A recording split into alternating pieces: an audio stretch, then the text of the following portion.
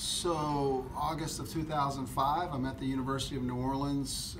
It's start of my second fall with the program. So we had a new class of 22 recruits trying to rebuild a once proud program that had been struggling the years previous to that. And school started on a Monday, and the next Monday is when Hurricane Katrina hit. So 5 days into the semester, had to meet with the team and talk about a hurricane plan, an evacuation plan of where to go. And we had kids from California, Boston, Chicago, places that have zero experience with hurricanes. So having them come up with a plan. So we were sending kids to Shreveport, so we just had to have kind of an action plan of where everybody was going to be and how to get a hold of everybody. And that was, again, this was back in the day before text messaging and things like that. So getting a hold of kids wasn't as simple as it is today between social media and texting. But so once we knew everybody was taken care of, we had physicals on that next Saturday. The next day we had physicals, and I said, look, when we get our physicals at the arena, we'll let you know whether you need to leave town or not. And sure enough, the storm was beelining right for New Orleans, and it was kind of gaining some strength, much like Florence did. Kind of, just see that big kind of ball of mess out in the ocean that is headed right for you. So all the models had it coming to New Orleans. So we sent the guys out of town on that Saturday and just waited it out. And I went with my family to Atlanta and stayed at my sister's and watched on the news like everybody else did. And then 24 hours after landfall, we thought we were going to be okay. I mean, really, New Orleans didn't even get a whole lot of rain. A lot of people don't realize that with Hurricane Katrina, it wasn't the wind or the rain that did the damage. It was when the levee broke.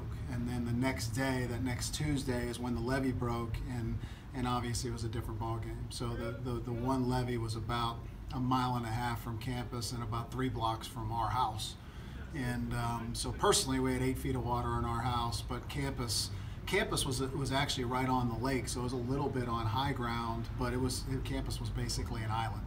All the off-campus housing was affected, and New Orleans was kind of more of a commuter school at that time. They had more kids living off campus than on, so housing was affected. So they immediately basically canceled classes for the semester, and it was a trying time trying to figure out what we were going to do. So at that point, we're just trying to keep our team together. We had 38 players at that time.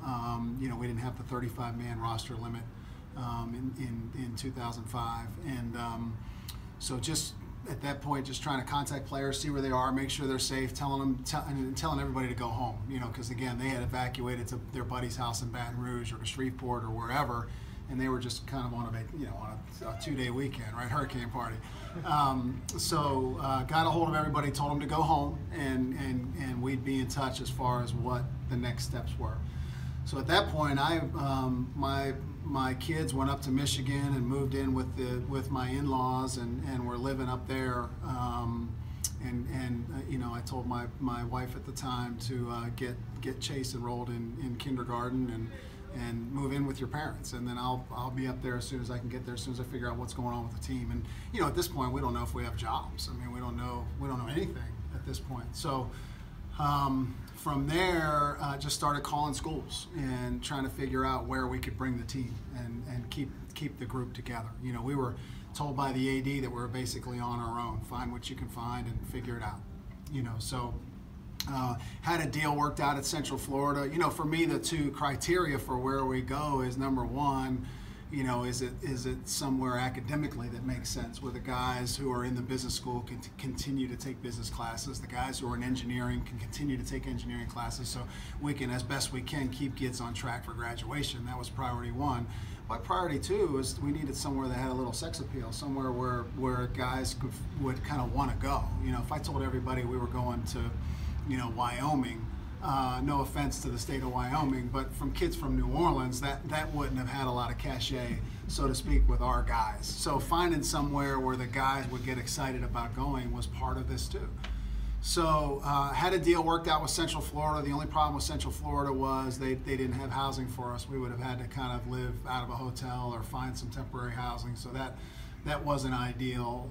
But New Mexico State, one of the last calls I made to Rocky Ward at New Mexico State, I told him what we were trying to do. He said, let me call you back in 2 hours. He calls me back in 2 hours and says, when can you get here? And I said, what are you talking about? He goes, I met with my president, and we were gonna renovate a dorm that we're gonna open up for you guys. You guys can live there in the dorm, and free tuition, and free housing. The only thing you're gonna have to pay for is food and books.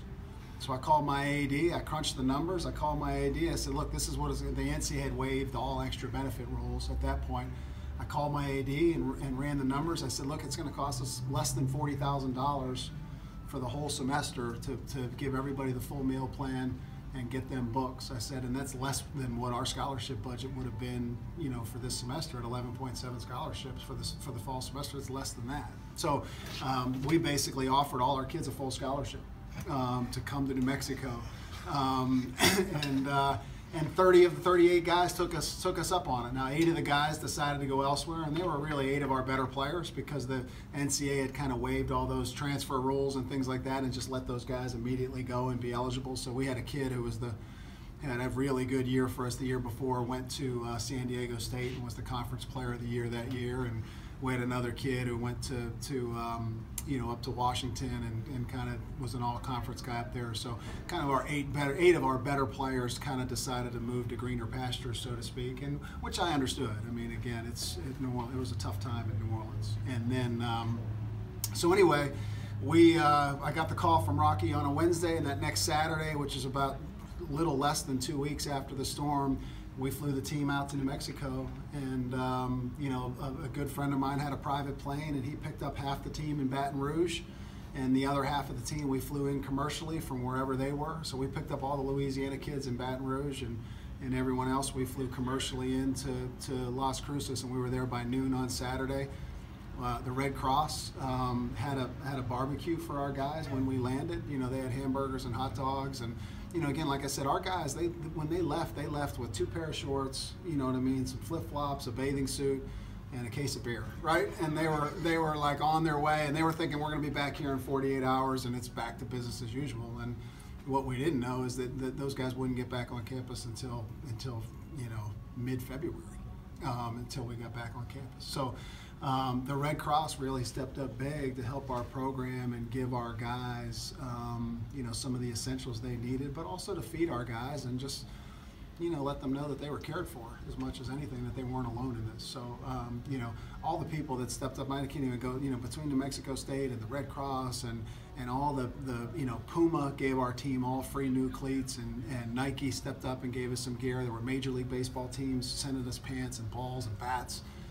Wilson sent us gloves. All the different vendors stepped up to help our teams, and it was just an incredible time. And at times like that, you kind of see the worst of people is what you see on TV. You see the looting and the shootings and the violence in New Orleans that followed the storm. But what you don't see is the best in people, and that's all those people that went out of their way and stepped up to help our club. And that's what we experienced. So coming out of the hurricane, we had, again, it was devastating for the city, but to watch the city kind of be resilient and bind together and take pride in rebuilding that city, was an amazing kind of thing to be part of. And when we got to New Mexico State, the academic coordinator handed our guys their schedules, and they started class on Monday. And the baseball coach paired them up with a guy on the team that was kind of a mentor that helped them show them where his classes were and was available if they had any questions or needed to figure out how to get to the cafeteria. We had official visits on campus. We would fly kids into New Mexico and walk them around the New Mexico State campus and say, there's the library. We got a library. So again, it was like the Wild West. There was no rules, and we were just, as we used to joke about it, we went from eating jambalaya to burritos. It was okay. We were, it's not a whole lot of difference, right? It's rice and beans. But we had a good time in New Mexico. We were able to practice, and our guys stayed on time for graduation. When we came back to New Orleans, campus still wasn't ready, so we had to go to South Alabama for about a month and live in a hotel, and we ate at the K&W cafeteria every day, and I haven't eaten one since. But I love the K&W, but when you eat there like 14 days in a row, it's tough. But at any rate, we practiced there for about a month, and then could finally get back onto campus. And get back to some semblance. We didn't have lights, and things were pretty bad around us. It was hard to get doctors and dentist appointments. It was grocery stores were still kind of, sparse at best, if open at all. So finding places to eat and things like that, and just normal services that you take for granted were difficult. So again, we lived through that, and that's why my heart goes out to all the folks down there in the eastern part of the state that took it so hard and have lost so much. And I know Wake Forest stepped up big and opened their doors not only at the Coliseum but on campus to house people and feed people. And I know the Red Cross here is doing amazing things to help and pitch in where they can. So anything that our team can do or I can do to help repay the debt, the gratitude that we got after the hurricane, because that team that came out of that, that year, that next spring, we won 30 games for the first time in 10 years at that program. And the year after that, we won a conference championship and went to a regional. And the year after that, we got an at-large bid. We had 3 kids from that team playing the major leagues. I mean, it was just a group of kids that were tough and cared about each other and believed in the city of New Orleans. And it was kind of a really neat time in my life to be part of that. But I was, for 6 months I was living in a trailer at the field, hooked up to the clubhouse, and I'd get guys knock on my door at 10 o'clock at night saying, "Can we go hit?" I'm like, "Yeah, I don't have cable, so let's go." There's nothing else to do. So again, it was a challenging time. I know the folks in the eastern part of the state are going through it now and about to go through it. It takes a long time to recover from something like this, but when you've got folks like the Red Cross and Wake Forest and all the millions of people that have reached out to that part of the country to help, it's one of the beautiful things about our country. I think it separates us from the rest of the world. It's just that compassion and stepping up in times of need.